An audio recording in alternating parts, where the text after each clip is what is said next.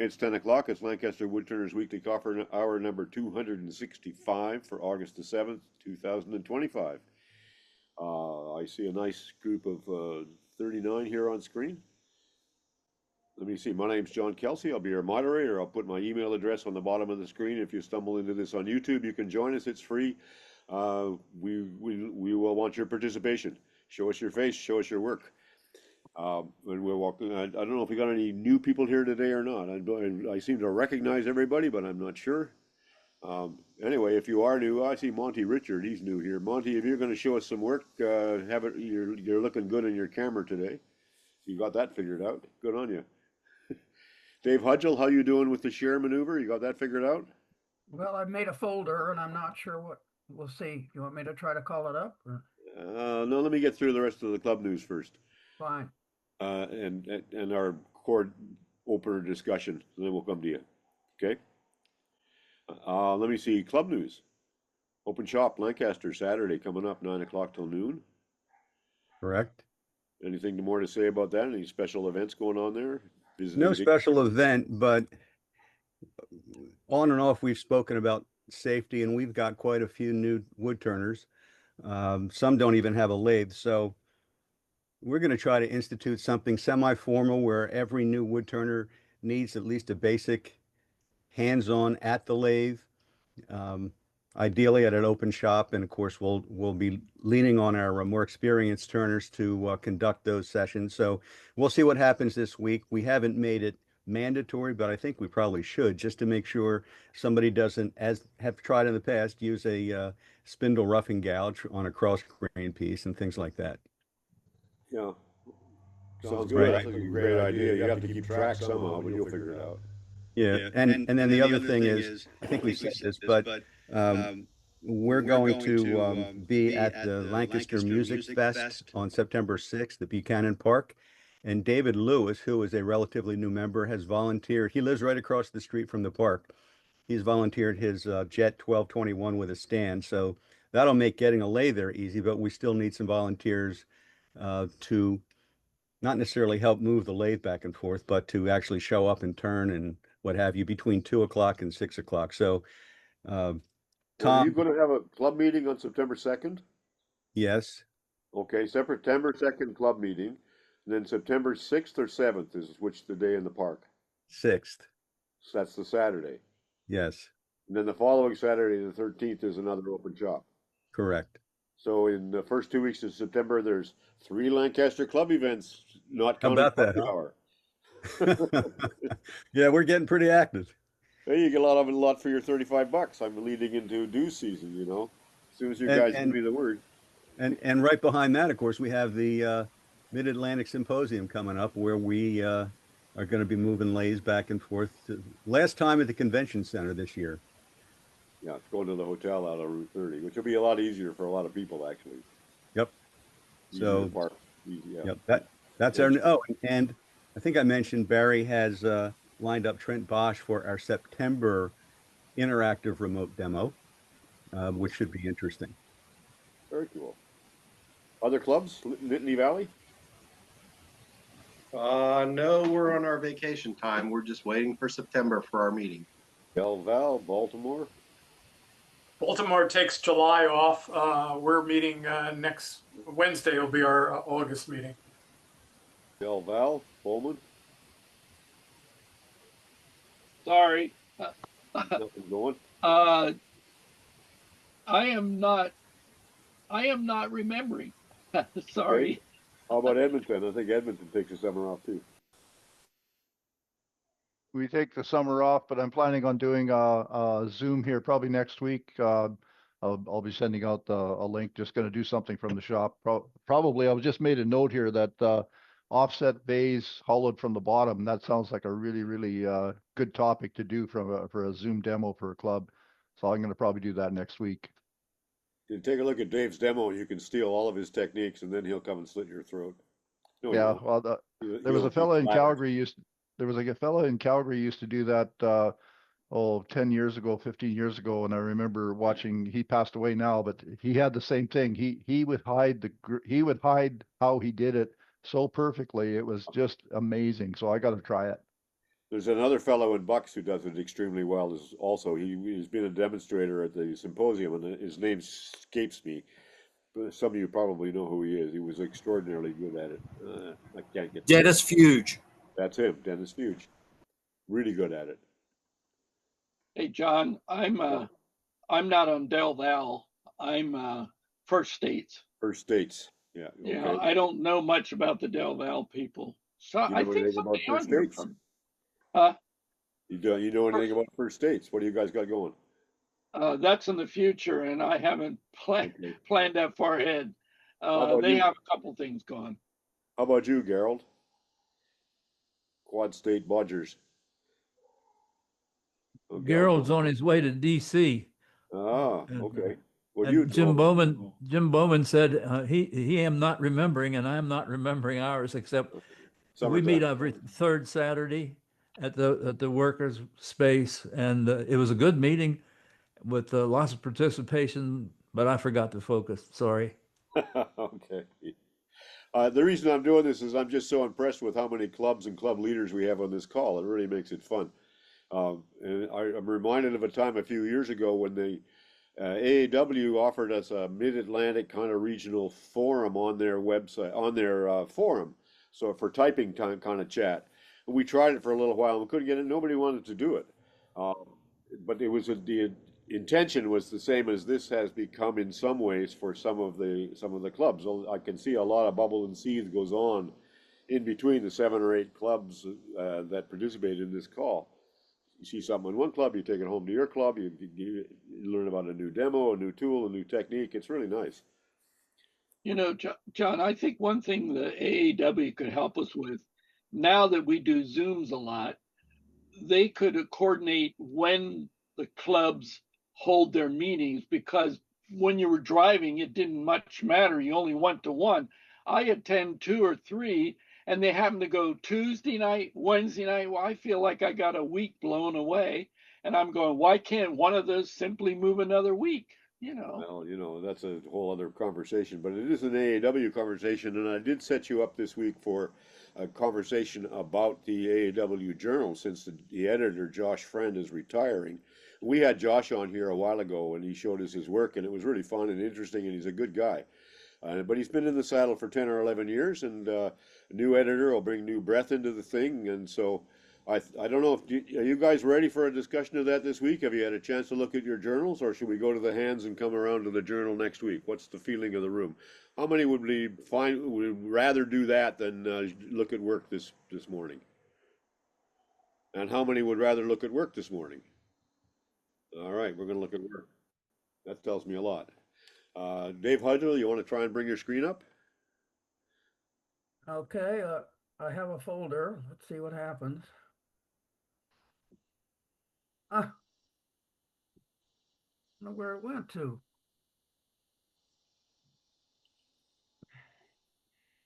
Dave's trying to learn how to share screen, and we did a little work. Here he goes. We got your something here. You still haven't opened your picture on your screen first. Yeah, you got something else. You it. got your Google directory. I had it You open. have to I'm stop the sorry. share. Yeah. You want to try it again, or should we move on? Go ahead. Okay, we'll come back to you later if you fool around with it and figure you might have it. Get a Thank you. picture up so you can see it on your screen. It's the first key. And then Okay. you'll be able to see that when you go share, and that's the one you click. But anyway, we can work with it after the call too today. I'd like to get this solved so we can see your work. Ron Sheehan. Yeah, we're talking about club meetings and so on. Of course, it was mentioned the symposium's coming up. September 18th is going to be move-in day. The symposium is Friday the 19th to Sunday the 21st. So get your sign-ups in, and anybody that's in the local area wants to help to volunteer, get in touch with me. I still need a fair number of people doing videography. I only have a couple of volunteered for that. How many are you going to need, do you think? And what are the roles? What do they have to do? Well, run the video, we have a boom on wheels. You have to move the boom around and get the camera shots that we put up on the screen. We do training, quick training on, How many sessions, if I was to volunteer to do that, how many sessions would I need to be doing that at? Would I be busy with that the whole symposium, or would it just be 2 hours, or what? that's your choice, however many you want to do. We do offer a rebate. Anybody that does 3 videos or more, 3 sessions or more, they'll get a rebate, 50% rebate to their payment to the admission fee to the symposium. And is there a place where you get your symposium registration free? Like if you do 6 or 9? Doubt it. No, we haven't done that yet. Okay. Ron, if anybody's new at it and is in the Lancaster area, the boom that I made for our club is based on the boom that Rick uses in the video and the symposium, and so we could probably get out and practice, have a practice evening even before the symposium shows up if somebody was a little bit uncertain about that and wanted to practice ahead of time. Yeah, and we do a short training session. Yeah, I know, but I just wanted to just add that to it if people were feeling less confident about just doing it in 15 minutes. It's Yeah, actually kind of fun. it's not a difficult project. I mean, you're a wood turner, you know what you want to see on the screen, and that's the key to it. Position the camera so that the video screen is showing what you want to see. Yeah. So, anyway, fun. that's the pitch on it. We've opened up, registration's been open for a while, and I don't know the numbers, how many are signed up, but they're coming in. And the list of demonstrators is really good as John? usual. Yeah, I'd like to just add, it's John Chalikian. I've been a videographer probably for 3 years now. And it's a lot of fun. It's easy. The design is incredible.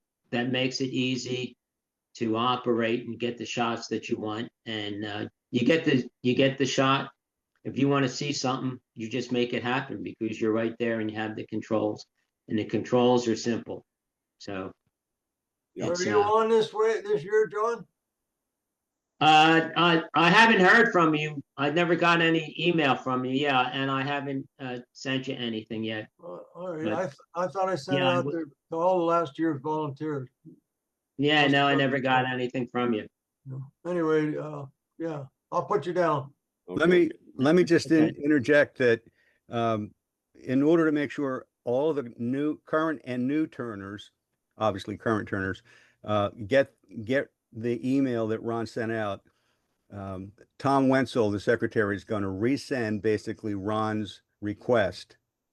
And that way we'll be sure that we've covered everybody that's a member, and then Tom will receive it and convey that to Doug and to Ron. Yeah, I think that's the button. It's supposed to go through Tom anyway for that reason, because the list is constantly changing. Exactly. Yeah. Yeah, this year, Doug and I are splitting the task. Doug is gonna take care of most of the equipment, and I'm taking care of the volunteers for this year, but get in touch with either one of us if you have the email or contact, and we'll get you signed up. Yeah. And if anybody, if you're on the fence about attending Mid Atlantic and you're anywhere where you can drive in and stay overnight somewhere, or take an Airbnb or a motel nearby if you don't want to pay the downtown hotel, or bunk in with a friend, somebody you met online here, and see if they have a guest room. It's a great conference, and I've said this before, I really enjoy the regionals a whole lot more than the national. The national is just a fire hose, and I can't keep up. I can't even gimp around the hall in proper fashion, you know. But these weekend ones, it's a shorter hit. It's very concentrated. It's fewer sessions. They're very carefully picked demonstrators, and it's in a compact space, so it makes it possible for geezers with canes to get around and see all the stuff. And there's always a sweet little trade show. I mean, and we had 2 fabulous wood dealers last year. They were really amazing stuff they brought. Well, let me just also add, I've been going now, I think 3 years, this will be on my 4th. And each year I've had significant time with some of the turners outside of their demos. I had lunch with them several times. I've helped them pack their stuff up, and it was great. Like last year, we helped Alan Lacer. He's a kick. So that's one aspect of the smaller venue, the smaller relative to the national benefit. That's for So sure. that's another great aspect of it. Yeah. Yeah. Okay. Let's look at some work. I'm going to start with Monty Richard. Monty's new here. Monty's from Louisiana. He showed up last week. And what do you have, Monty? Well, as a child, my parents would take me to this Italian restaurant in town, and they always had a Chianti bottle, empty Chianti wine bottle with a candle in it. And it was so old, it had melted the wax down the bottle, and I was just amazed by that. One day I got infatuated and I figured I'm going to turn a Chianti bottle to melt my wax down. And I dug in the shop. I found it's a mystery wood on the bottom. I think it's maple, but it was just in my shop for a long time. And I managed to cut it at a 17-degree angle. I put some mahogany, and then the top is Eastern red cedar. And I turned it. It came out really nice. And I've been melting wax down it, and it's starting to look pretty neat. Now, do you have a metal cup in there, or if that burns down while you're snoring on at the table, will it burn the house down? It probably would burn the house down. Yeah. Why don't you have a metal cup in there? I just didn't think of it, to tell you the truth. Okay. Probably when I burn this candle down a little bit, I may clean it up and put one. Good plan. Yeah.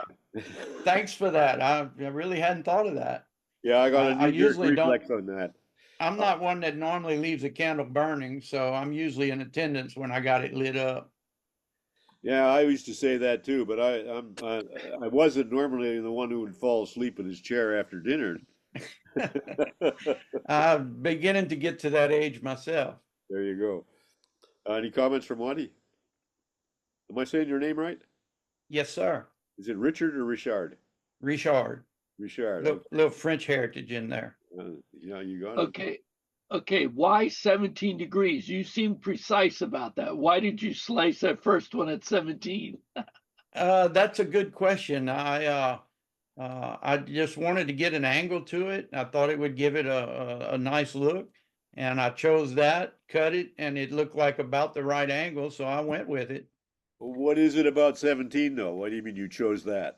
I'm just the size of the blank and trying to use keep as much material as I could, but yet have that nice slope to it. In fact, a prime number or something like that didn't enter into it. No, it was just a random, that's what it ended up at. What'd you do for the top one? You didn't say what angle that was. Didn't you? Don't It's also at 17. Has to be the same, or it's not going to fit together. Yeah. I think the reason he's mentioning that it's at 17 degrees is because if he didn't say it was 17, somebody would ask him, "What angle did you cut that at?" No, they haven't asked what glue did you use yet, but they will. I used Bond 17 degrees was because it saved wood. That's right. But my saw has a stop at 15. It doesn't have one at 17 or 18, Well, you got to fix that, Bowman. I'll bet you can figure it out. Okay, I'm going to move along. Thank you. Sorry, I just got one question for Monty. What type of finish did you use? Was it a wax finish, perchance? I used a shine juice, shellac-based shine juice on it, and then once that cured, I came back over it with a little light coat of rattle can acrylic lacquer. That'll do it. Yeah, nice finish. Doug, I don't think they got your joke. It is a wax finish now. Yeah. I saw a bunch of big smiles on the screen, so I think people understood a bit better than you think. Give them credit for it, Jim. Well, I'm surprised that down in Louisiana the wax just doesn't all melt without even lighting the candle. But that's Well, it's come close lately. My air conditioner in my shop went out, and it's gotten pretty warm in there. A lot of things have gotten pretty soft. Yeah, my granddaughter goes to Tulane. I've been hearing about how it is down there. All right. Thank you, Monty. Good to see you. Thank you. Dux? Yeah. I've been turning, I'll start with a simple one. I've been turning, this is a napkin holder with just a weight on a piece of maple. People love these for picnics. And the other one is, Like on a tether so you don't lose it? Is that the idea?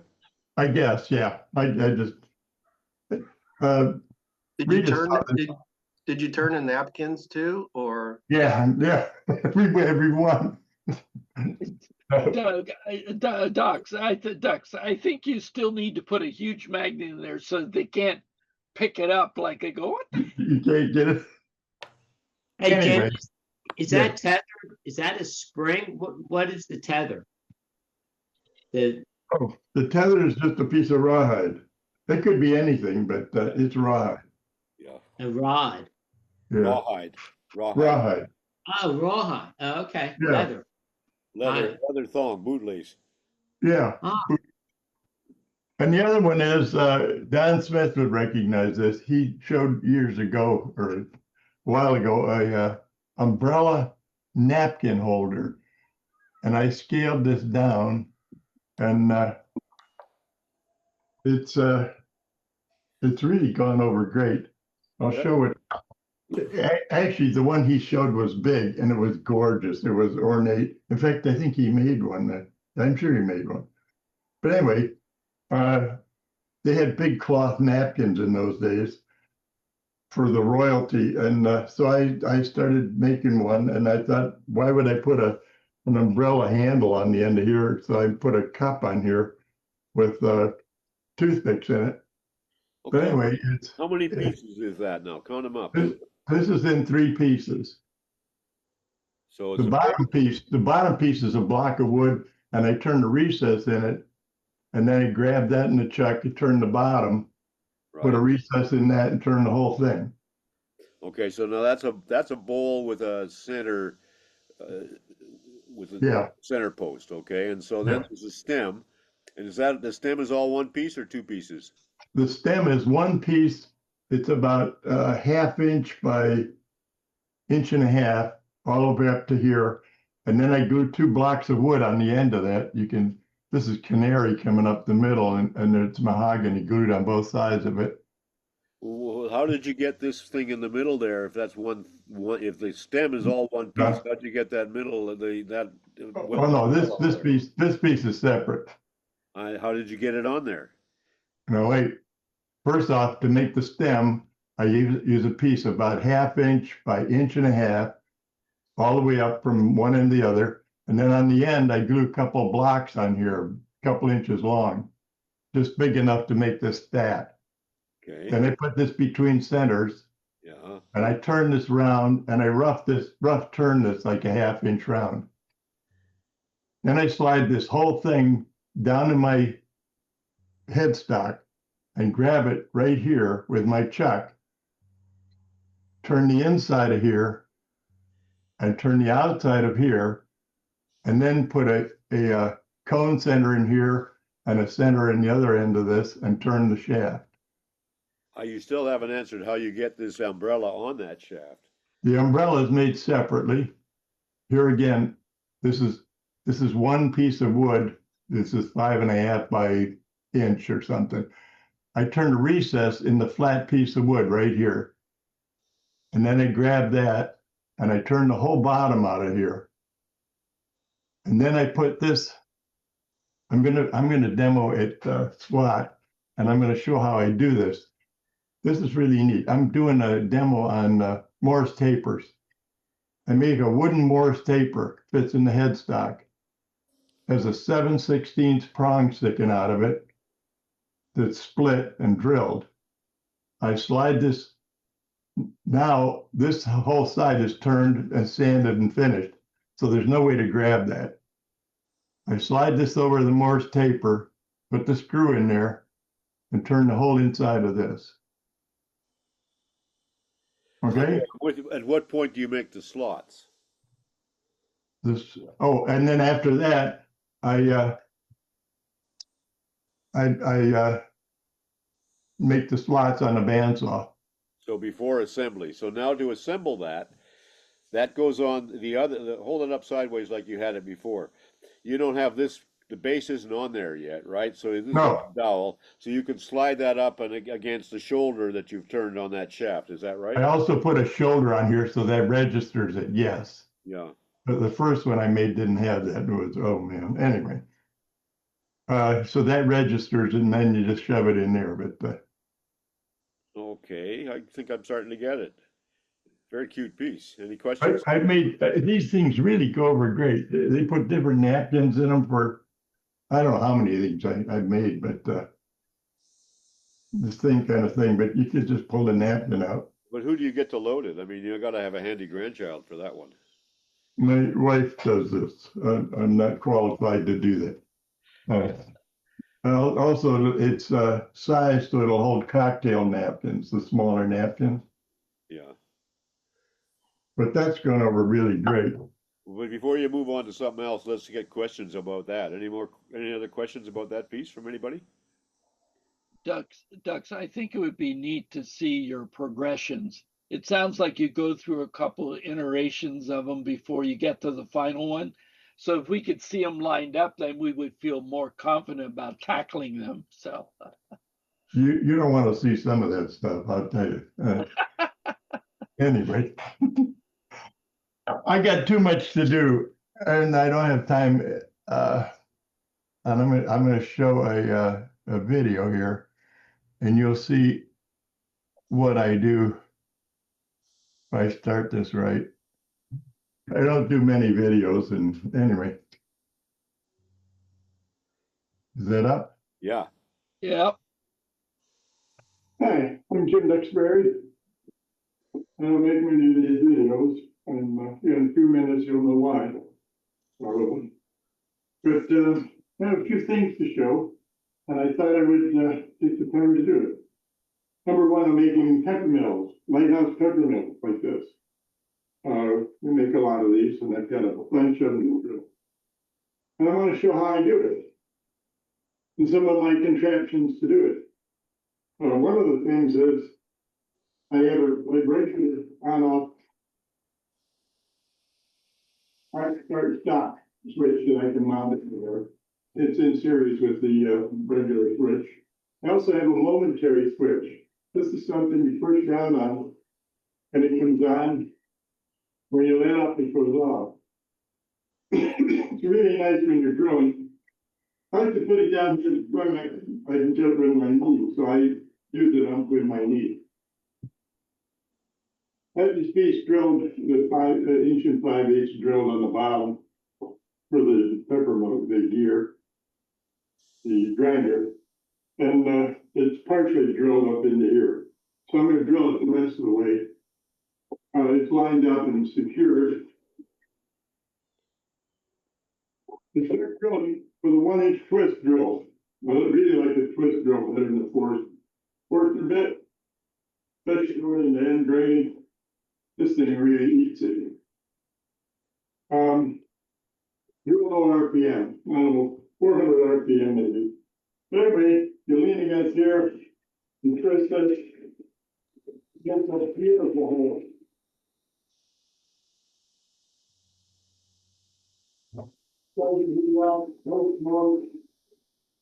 Needle away, somebody.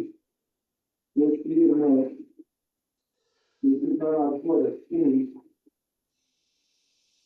I'm just gonna say, Dux, that the audio sucks, so you're gonna have to talk to us after it shows. Okay. Yep. What?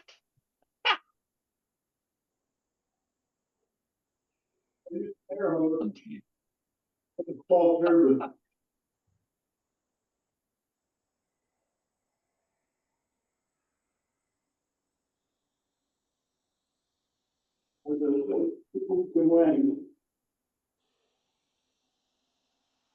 From Campbell's head, yes.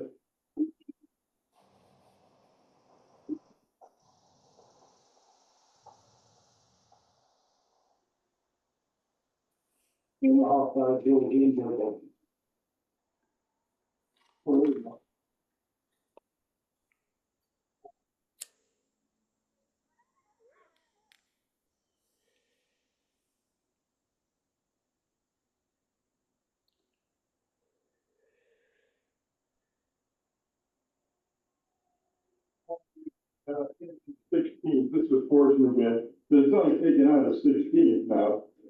So it's not too bad.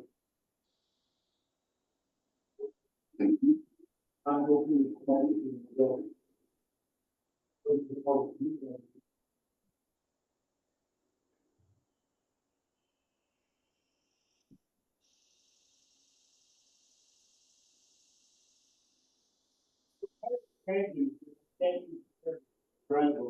it's not. You turn it. How can you get? Well, now, bring it back.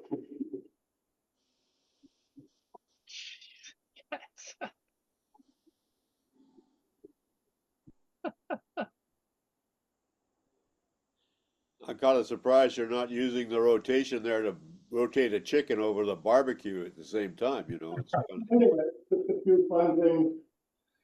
Make life easier. You got 20 of these things to do. It's 60. Hope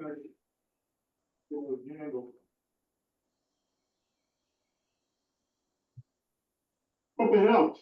Have a great day.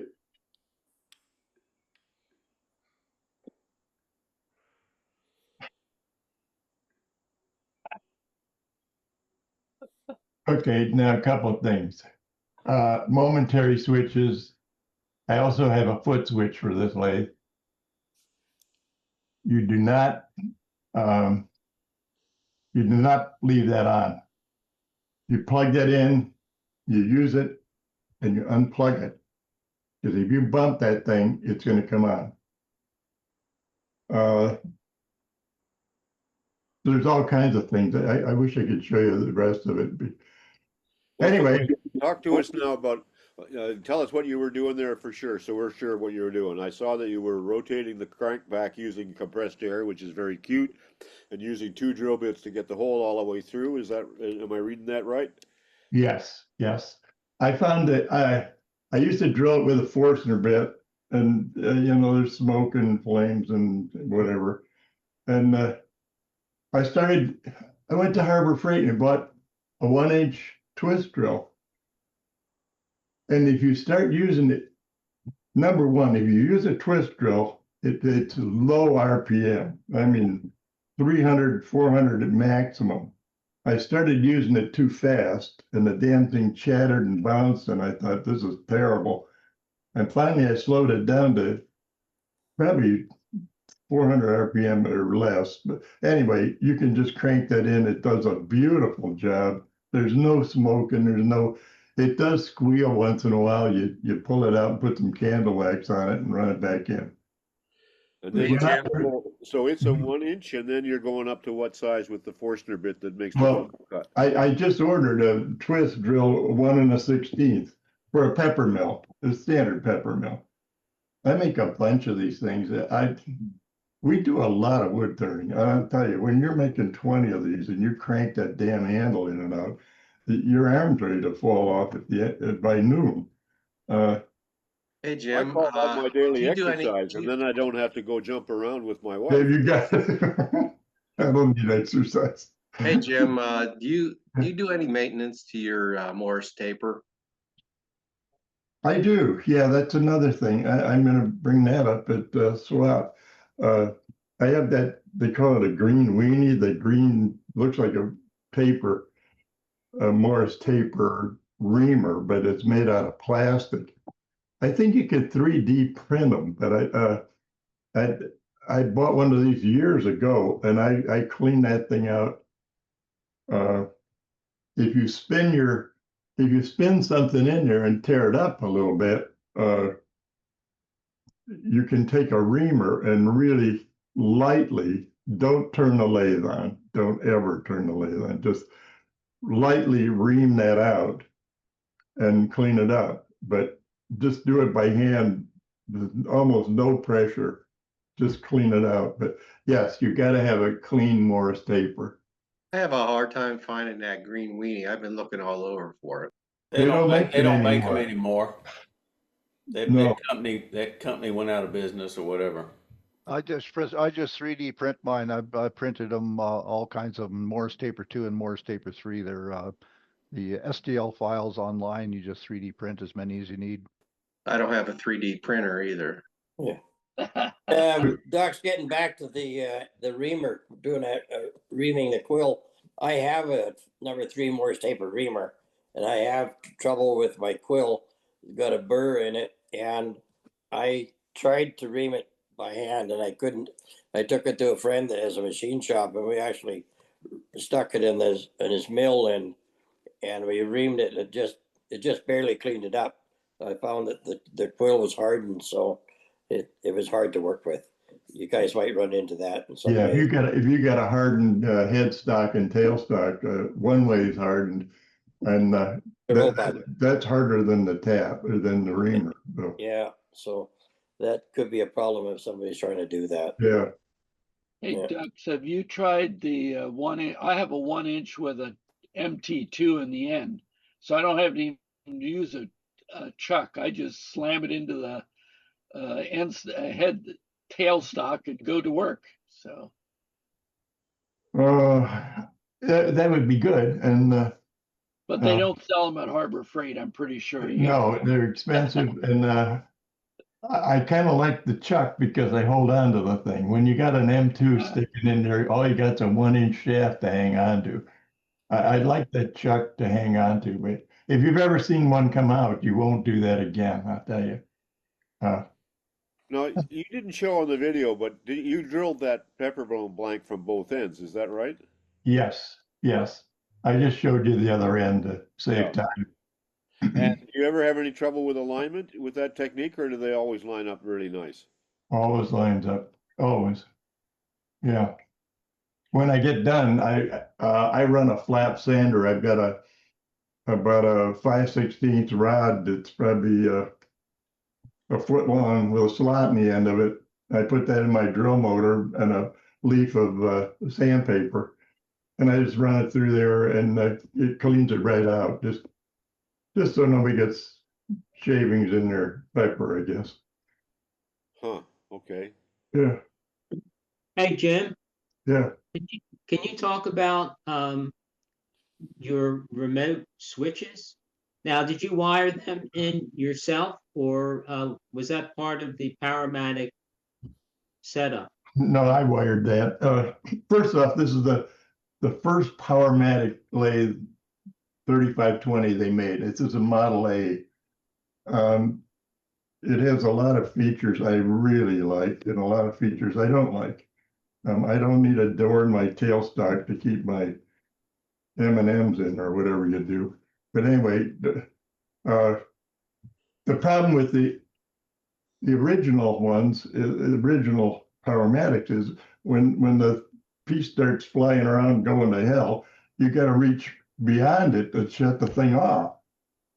So I made an on-off switch. It's in series with a regular switch, has a magnetic base, and that worked really nice. So I put a box. I've got a box underneath the lathe with 3 plugs in it. I can plug in the remote on-off switch.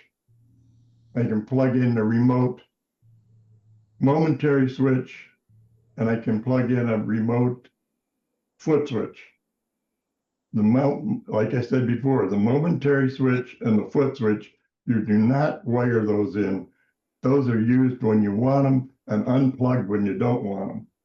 Because if you're monkeying around and step on that foot switch, you're gonna, if you got your key in the chuck or some damn thing, you can get hurt. You plug that in, use it, and that's why you don't have them. You got to plug it in, use it, and unplug it. Well, that's what I like about the system on the Robust that I have. It's a red bar right along below the ways. Yeah. I can bang that with any part of my body and the lathe stops. But to turn the lathe on, I need to deliberately turn a switch that's over underneath the headstock. That's a great idea. Yeah. I'm really good with that. And that bar is quite sensitive as long as it can get chips jammed behind it. But if I just, blow that out, there's no problem. And it works without fail. Well, I put that knee high, so I'm not gonna step on it, and it's kind of out of the way, so I'm not gonna bump it, but My I, hip, on the robot, it just catches my hip. So when I want to work for it, it's going to bang my hip anyway. I have a block of wood glued onto the lathe base down there that I can press my weight against that doesn't shut the lathe off, and then I just have to basically twitch, and I'll shut Okay. it off. I was going to say, John, the problem I had when I was using your lathes, it takes a little bit of getting used to that bar, because I was running the lathe and leaning into something, and all of a sudden the lathe had turned off. I said, what the hell's going on? And realizing I'd actually definitely hit the off bar.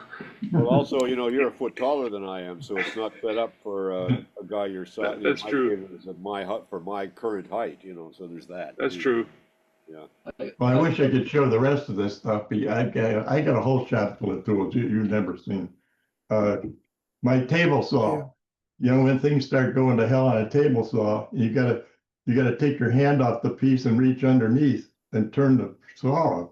That's stupid. I mean, you're gonna get hit right between the eyes with the thing. I turn my table saw on. I push the button. I never turn the table saw off by pushing that button. I bump it with my knee. I have a flap switch. A flap goes over the switch box, has a little button on it. As soon as you touch that, it hits the off button. You have to have off switches that you can get at without your hands and Yes. you're engaged. When things go bad, your hands are probably engaged. Yeah, and it's the same with the drill press. I got a pad on the switch, and when things go to hell, I bump it with my forehead. It goes up. Wow. Oh. I got a whole bunch of stuff. Anyway, maybe I'll do another video someday. I don't like doing videos. Well, you do. They're good. Even if I think the audio there's an audio setting in Zoom when you share that video that would help it out. Oh, really? Okay. Okay. Thank you, Dux. Unless you have more questions for Dux.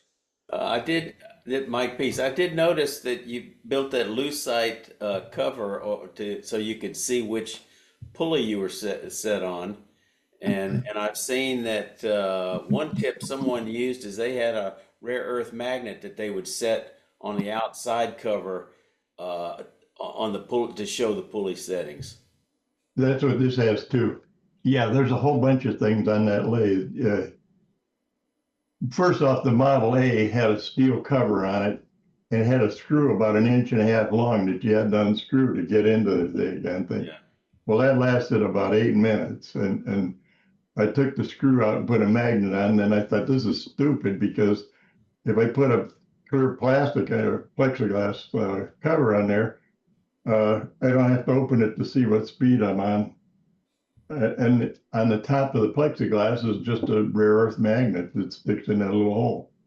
So that works great. Also, all the handles on that lathe are made out of wood, or covered with wood, and like the banjo handle is just a shade longer and larger diameter, so you don't have to lean on it. And the same with the tailstock handle. You don't have to crank on that thing. It's just about 2 inches longer and 1.25 inches in diameter. So you can just press it and it's locked. Why didn't I think of that? I love this. I'm going to do that today.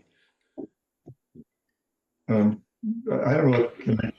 Can I show that video without starting it? Let me. Can I ask Yeah. That little windmill you put on your tailstock handle, obviously you made it. Can you take a closer picture of it sometime so we can see how you put it together? That's a patented item. You're not allowed to see that. No.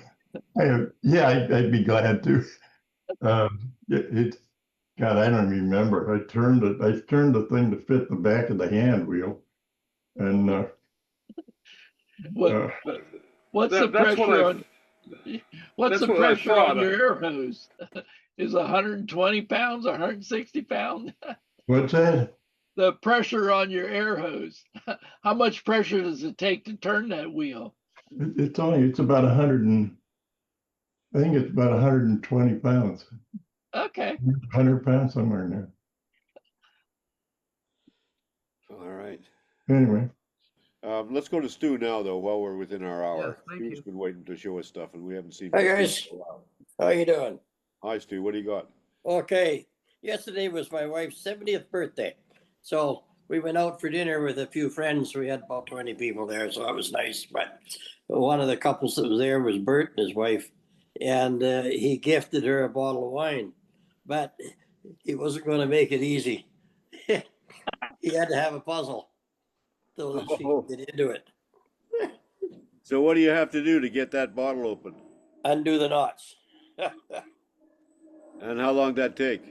Well, actually, I played with it for a minute or two, and I thought, and there was a few others that wanted to try, so I sent it down the aisle to my son, and you got to get through it in a sequence to get this off, and then you'll be able to get it undone. And anyway, Adam got a hold of it, and it didn't even take him a minute, I think, and it was loose. I think I'd be heading for the wire cutters right pretty quick. Well, that's what my wife said. I just need a pair of scissors. I'll get that one. But it was quite the conversation piece. It's nice. It was great. Thanks, Bert. Bert, you want to talk to that? What did you do to make that? Any tricks? Oh, there's not too much tricks. I just had some scrap wood laying around. I had that staved box already just sitting there, so I turned it the size to fit the wine bottle. And I bought the bottle of wine for a birthday gift, and I thought, there's no way I'm just giving her a bottle of wine. That's too damned easy. I'm gonna make her work for it. So I went online and I found these little pattern for this puzzle thing, and just, yeah, it's just a bunch of scrap wood. And it took me longer to make the damn puzzle than it did to do the wood turning. It took me longer to figure out the rope than it did everything else. But yeah, it was fun. So what is this Canadian desire to both make the women work for it and do a lot of extra work yourself in the service of that idea? I mean, what's going on there? Well, I just thought I couldn't just give her a bottle of wine. It'd be too easy for her. She's 70 years old. She's got to have something to stimulate the gray matter. So I figured this is a good, perfect thing. I don't know. I think maybe you just give her a corkscrew and you're on your way. She can handle the corkscrew, all right. All right. So she just says, to hell with it. Leave that bottle in display the way it is, and just go buy another bottle. Questions for Bert or for Stu? Bert, that is something you should use after they've had a few drinks, then put it on and save the bottle for later. Well, actually, we were sitting in the restaurant there, so we had her take it out of the bag and set it on the table, but she's already drinking some wine. So it was really a good conversation piece, because you could tell she wanted to get at it, but she couldn't. Randy Smith, what do you have today?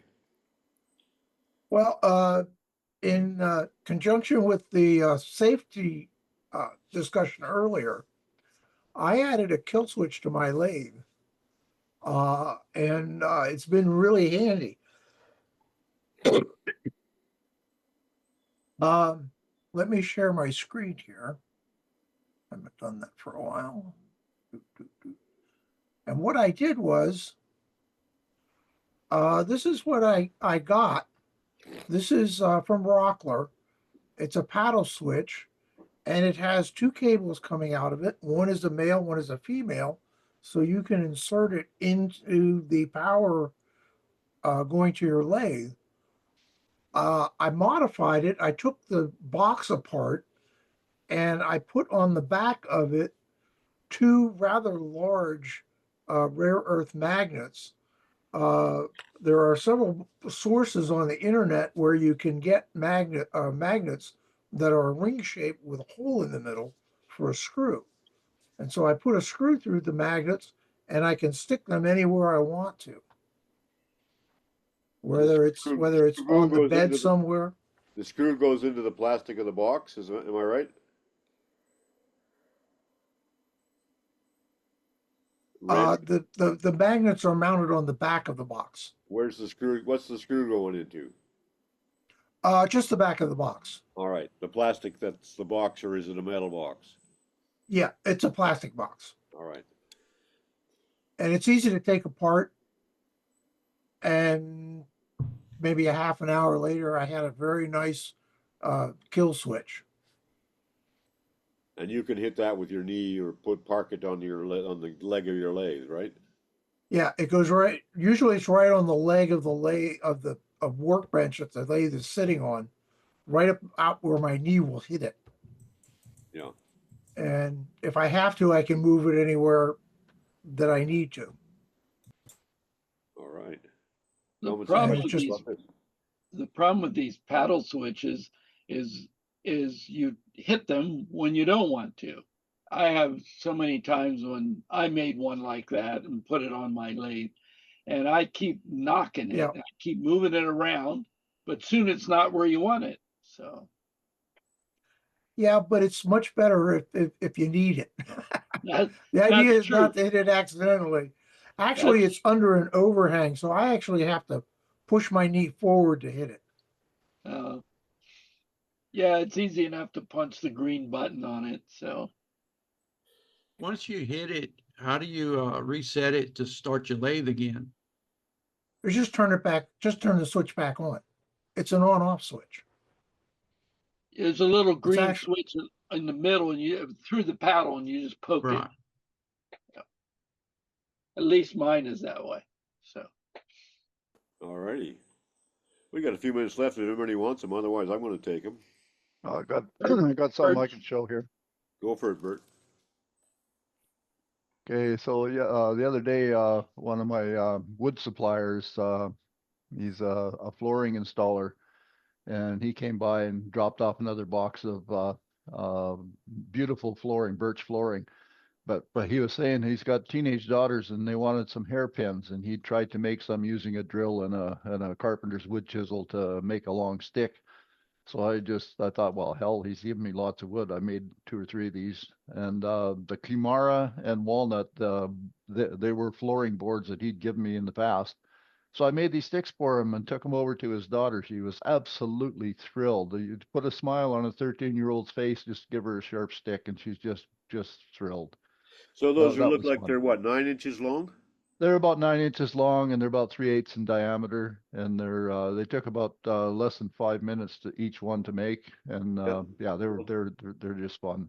Tell your making sequence. How'd you make them? Okay, well, like 3/4 by 3/4 piece of stick, and I grabbed it on one end in the chuck, and I rounded one end about a 1/2 inch so I could spin it around and grab it perfectly centered, so it's between centers and on chuck on one end.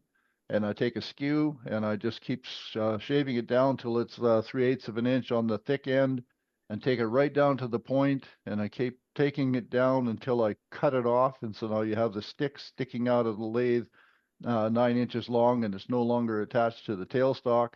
You put your fingers behind it and you take a skew and you make the final cut with your hand behind the piece of wood, and you just take the skew right off to the point.